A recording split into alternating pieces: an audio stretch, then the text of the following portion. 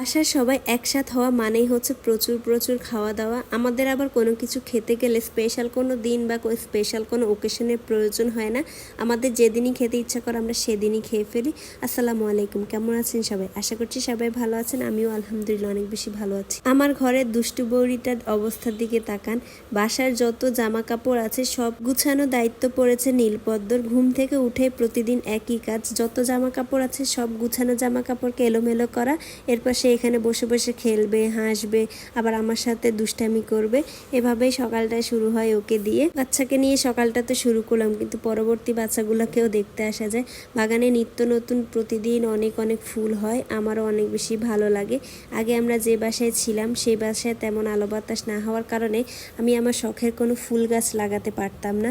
তবে এই নতুন বাসায় আসার পরে আমি আমার গাছগুলা নিয়ে এত স্যাটিসফাইং, মানে প্রত্যেকটা গাছে নতুন নতুন পাতা আসবে, ফুল আসে এবং অনেক সুন্দর দেখায় গাছগুলোকে। তো যেটা দেখতেও আমার কাছে অনেক অনেক বেশি ভালো লাগে। আমার কাছে মোটামুটি যতগুলাই আছে সবগুলাই হচ্ছে সেমি ইনডোর টাইপের গাছ এবং ম্যাক্সিমাম গাছগুলাই হচ্ছে আমার পছন্দের।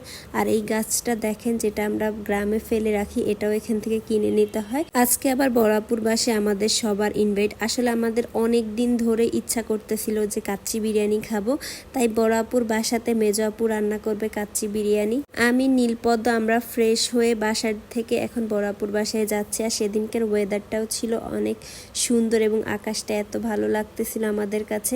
আমাদেরকে দেখে হচ্ছে বাচ্চারা খুশি হয়ে গিয়েছে, মানে আমাকে দেখে না, বিশেষ করে নীলপদ্মকে দেখে।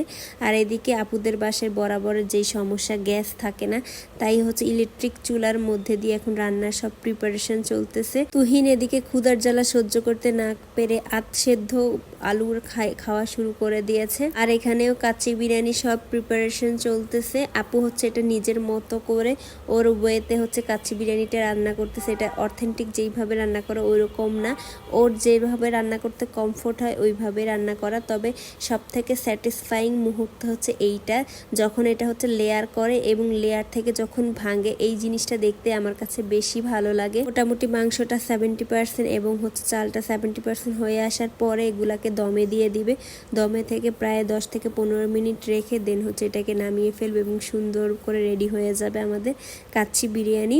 ভিডিওগুলো যতবার দেখে কিংবা যতবারই হচ্ছে এটাকে রিপিট করে আমার বারবারই হতে একই জিনিস খেতে ইচ্ছা করে। আমার কখনোই হচ্ছে ধরনের খাবার খেতে ক্লান্ত আসে না। আর এই যে দেখেন কি সুন্দর হয়েছে আমাদের বিরিয়ানিটা, যেমন ঝরঝরা হয়েছে তেমন কালারটাও হচ্ছে অনেক বেশি সুন্দর হয়েছে। অলমোস্ট হচ্ছে আমাদের বিরিয়ানিটা রান্না করা হয়ে গিয়েছে। এখন জাস্ট হচ্ছে একটু নাড়াচাড়া দিয়ে 5 থেকে 6 মিনিট আবার একটু চুলার মধ্যে রেখে দেন হচ্ছে এটাকে নামিয়ে ফেলবে। এই যে এখন হচ্ছে আপুরা হচ্ছে সার্ভ করতেছে এবং সবাইকে হচ্ছে এখন বেড়ে বেড়ে দিতেছে।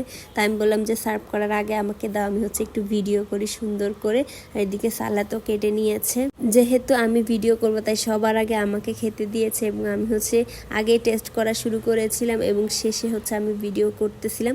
আমার ভিডিও করা দেখে জারামণি বলতেছে ওকে আমি মোবাইলটা দিতাম, না হয় ওর দিকে ক্যামেরাটা ফিরাইতাম, ও হচ্ছে ভিডিও করবে। মানে আমি ভিডিও করতে নিলে হচ্ছে বাচ্চাদের যত আবদার শুরু হয়ে যায়। এখন আমি আপনাদেরকে চিকেনটা ভেঙে দেখাবো যে এটা কতটা সফট হয়েছে। আমি মানে চিকেনটা খুলতে পারতেছিলাম না, এত পরিমাণের গরম ছিল বিরিয়ানিটা, আমার হাতে অনেক তাপ লাগতেছিল।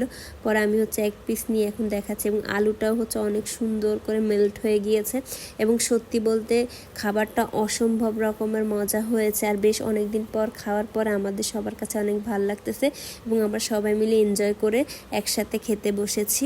সন্ধ্যার দিকে সেদিনকার আকাশটা এত সুন্দর ছিল, মানে এটা অপরূপ একটা সুন্দর বলে না, কিছু কিছু দৃশ্য আছে চোখে দেখতেই আরাম, ক্যামেরাতে ফোকাস করা যায় না। এরপর রাতে আবার তানভীর আমাদের জন্য অনেক অনেক খাবার নিয়ে আসছে। তানভীরের একটা বড় ভাই আছে, উনি হচ্ছে আমাদের জন্য খাবারটা পাঠাইছে আমার আর নীলপদ্মের জন্য।